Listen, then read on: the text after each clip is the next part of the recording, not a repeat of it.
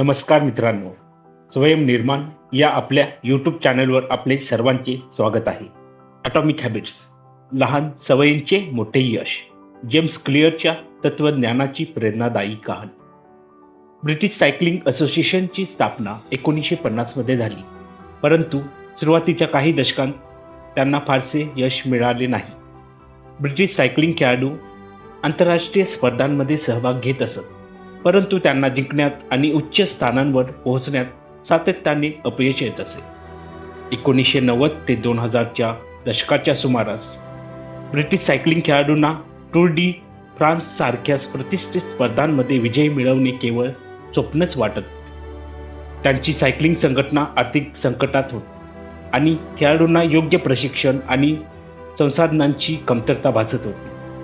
त्यामुळे आंतरराष्ट्रीय स्तरावर प्रतिष्ठा मिळवणे अडचणीचे होते.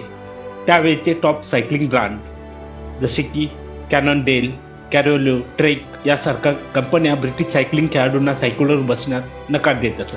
त्यांना भीती होती की जर हे खेळाडू आपल्या सायकलवर बसले तर आपल्या कंपनीचा खप किंवा विक्री फार कमी होईल.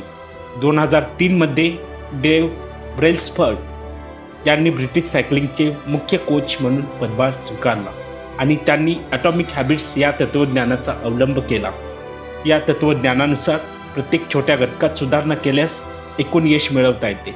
ब्रेल्सफर्ड यांनी खेळाडूंच्या प्रशिक्षण, पोषण, उपकरणे आणि सायकलची डिझाईन यांसारख्या प्रत्येक बाबतीत अत्यंत सूक्ष्म पातळीवर काम केले. सायकलचे वजन कमी करणे, अधिक एरोडायनॅमिक्स हेल्मेट तयार करणे आणि खेळाडूंना झोपण्यासाठी सर्वोत्तम मॅट्रायसेस देणे अशा लहान लहान सुधारणांवर त्यांनी भर दिला. या कठोर प्रयत्नांचे फळ लवकरच दिसून आले. 2008च्या बीजिंग ऑलिम्पिकमध्ये ब्रिटिश सायकलिंगने 8 सुवर्ण पदके जिंकली. त्यानंतर 2012च्या लंडन ऑलिम्पिकमध्ये त्यांनी त्यांचा विजयरथ सुरूच ठेवला आणि त्या काळात 12 सुवर्ण पदके जिंकली. ब्रिटिश सायकलिंगची यशोगाथा म्हणजे अपयशातून उभारी घेऊन सूक्ष्म सुधारणांच्या तत्त्वज्ञानाचा विजय होय. त्यांनी दाखवून दिलं की ॲटॉमिक हॅबिट्स म्हणजेच लहान लहान सुधारणांमुळे मोठं यश मिळवता येतं. त्यांच्या या प्रवासाने सिद्ध केले की अथक परिश्रम आणि प्रत्येक घटकात सुधारणा केल्याने अपयशाचे रूपांतर यशात होऊ शकते. असेच मोटिवेशनल व्हिडिओज पाहण्यासाठी आमच्या चॅनलला लाईक करा, शेअर करा आणि सबस्क्राईब करा. धन्यवाद.